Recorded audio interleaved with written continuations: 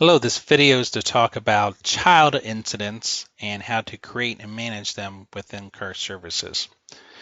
So a child incident essentially occurs if a couple of reasons. One is, let's say there is an outage that affects multiple divisions, multiple departments. You can have one incident that essentially describes the outage, and as additional tickets come in, they become a child ticket of that parent outage ticket, so that when that parent outage ticket is closed, it can then go through and close all the other tickets. So that occurs, that automatic closure of child ticket occurs on critical tickets. Another example is, let's say you have a ticket where you've got multiple teams that need to be involved in completing something. So you could have a parent ticket, for example, for a new user request, and maybe there's different user requests such as setting up accounts and getting hardware and stuff like that. Those could be child tickets under that primary user request. So how that looks within KARServices is child ticket. You can tell it's a child ticket if you notice the parent field here has a ticket in it. Normally this is blank. So if I go to the parent, you'll see that it's blank. So I know that's a parent ticket. Now if I'm in the parent, I can tell if there's child tickets by scrolling down to the bottom here. You see there's this child incidents tab, and I can see this has 2 child incidents associated with it. It's pretty easy to create child incidents. So if you're in a situation where you have a parent incident and you need to create child incidents, you just essentially click on the Create Child Incident button. When I click on the Create Child Incident button, it actually does copy some of the information from the original ticket. So if you notice, the categories are the same. A lot of the other fields over here are the same. Now it does put in a different customer. So even though that customer for certain situations might be the exact same customer, we do clear that field in the event that the reason you're doing this is an outage and you're essentially adding one more person who's also experiencing the same outage. And then of course, who's the team this child ticket's going to get assigned to. So for now, I'll just assign it to my team. And then finally, incident summary. So remember in the original incident video, I was talking about looking for the red asterisks.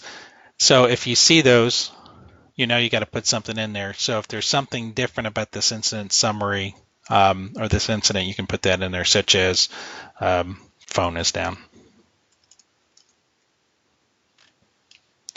I click on update, and the child incident has been created.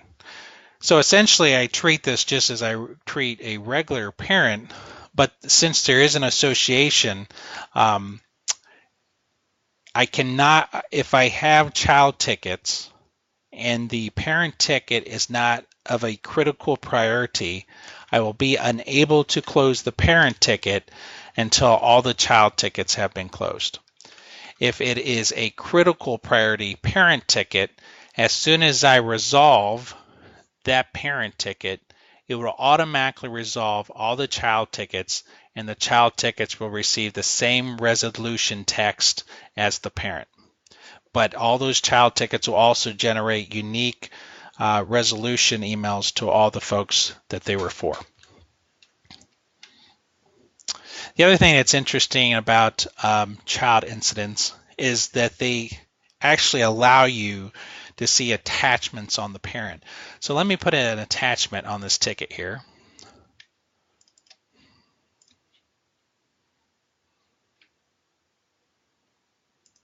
So I've done that. So now if I go to one of the children, I scroll down to the bottom here, I can see that there's one parent attachment, and I can even open it by clicking on it.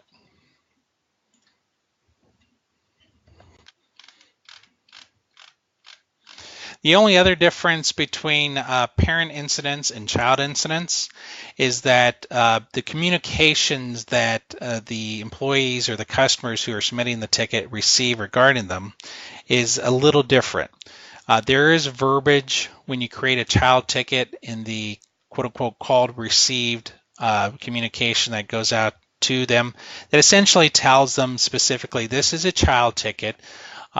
So therefore that child ticket could be being created because there's more than one ticket with the same issue, or that there's multiple steps to resolve something that they have requested for. The reason we put that verbiage in there is when we first started using child incidents, employees and customers became confused because one person might have requested something that took multiple steps. You created the other child tickets that were for the same person, and then when one of those child tickets were closed, they were under the assumption that the original was still being closed. So we do call out closures of child tickets and make sure that the folks submitting tickets know that there's a difference, so there's not this confusion that when a child ticket is closed, they don't have the assumption that the parent was closed at the same time as well. So that is how you handle child incidents within KARServices. Thank you for your time.